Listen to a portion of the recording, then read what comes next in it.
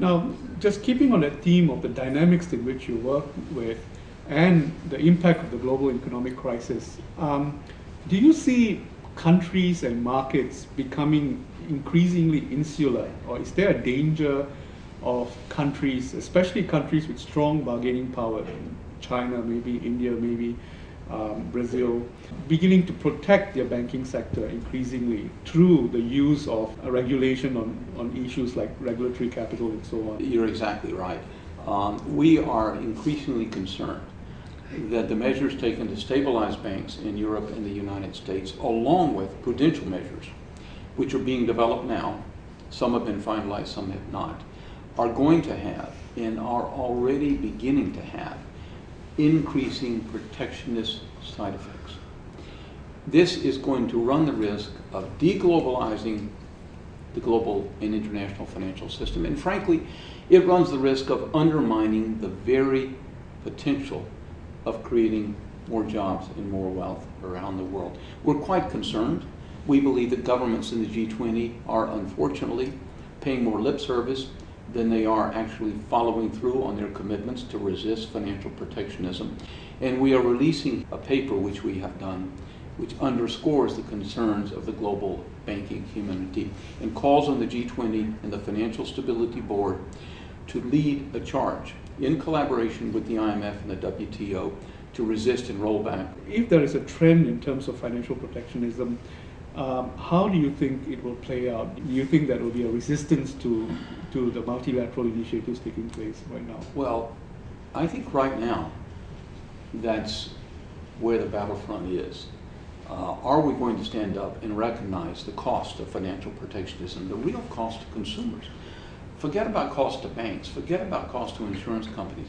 This could cost the efficiency and availability of credit for corporations, for small and medium-sized enterprises, for consumers in mature and emerging markets. We need to push back. Right now, I think in the short run, I must say we are not encouraged. But as we attract increasing attention to this problem, governments are going to have to stand up and recognize that they have to think about long-term interests of their citizens, not just the short-term interests of their taxpayers. Being an association of commercial banks and global banks, how forward-looking are you as an organization, or do your member institutions use the IIF to retard progress in regulation, progress in market best practices to their best interest? For example, I mean, did your members see there could be a possibility of a systemic risk globally if banks, had an off-balance sheet business that is as large as their, the traditional business? If banks, paid their employees exorbitant amounts of money for risks that they're not ultimately responsible for, all of these cultural, dimensions in terms of how responsive and how responsible were banks leading up to the crisis. How would you conceptualize the work that you were doing in IIF?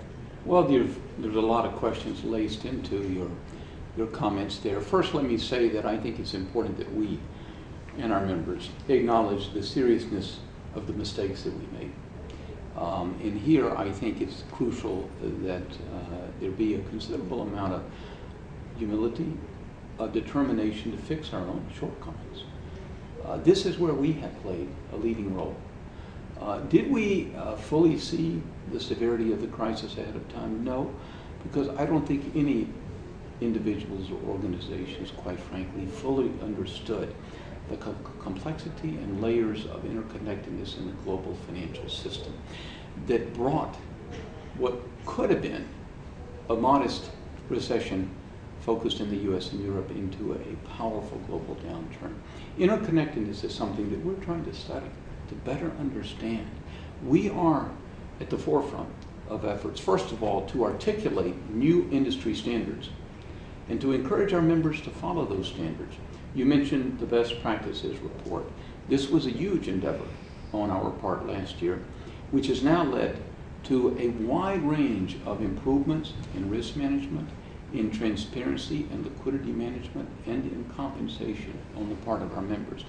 You not only have to recognize your mistakes, but you really have to hoist yourself up by your bootstraps and try to fix them and not just wait on the regulators. We were proposing a new set of principles for compensation reform in July of last year, well before the political eruptions in the U.S. How self-correcting can the banking industry be expected to be? And I think you're in the best position to answer this question because you're an association of all the 380 banks around the world. You released this report. You had a committee on market best practices. The report was released in July 2008. It took 100 of your member banks working together to come up with that report.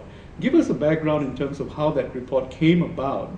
Well, the report has proven to be of enormous usefulness, both for our members and for regulators, because we cannot leave all the burden of stabilizing the financial system on the backs of regulators.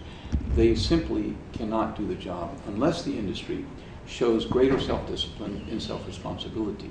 Take an area like risk management. We had the world's top risk managers come together and say, what mistakes did we make and what are the standards of conduct going forward that we should put into place?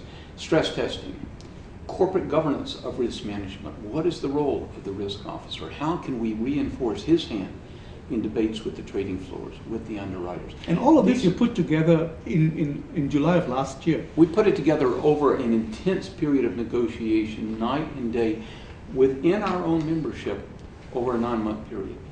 We launched that effort in September, October of 2007, and we published it. But the point is that we not only published that report, but we have been following through. We created a new committee, which is in effect a follow-through committee. Don't just publish best practices and put them on the shelf. Roll your sleeves up and put them to work. Now, I must admit, not every bank has, but the evidence is growing that the banks who really understand how to rebuild confidence with their consumers, with their local communities, are those that are at the forefront of doing gap analysis, understanding here's where the best practices are, here's where my practices are, and developing game plans to get there. And what are the regulators doing? In many cases, they're taking our best practices and they're coming into Bank A or Bank B in their national environment and saying, tell us what you're doing to implement the IIF recommendations. They're not mandating it, and I'm not sure it's necessary to mandate it, but it is true that banks will benefit from the right incentives from the regulatory community. Left to their own devices, bankers have a bad history of correcting weaknesses and then allowing that to fall back into a repetition of some of the weaknesses. This time, we absolutely have to build global stability on firmer foundations, not just today, but for many years to come.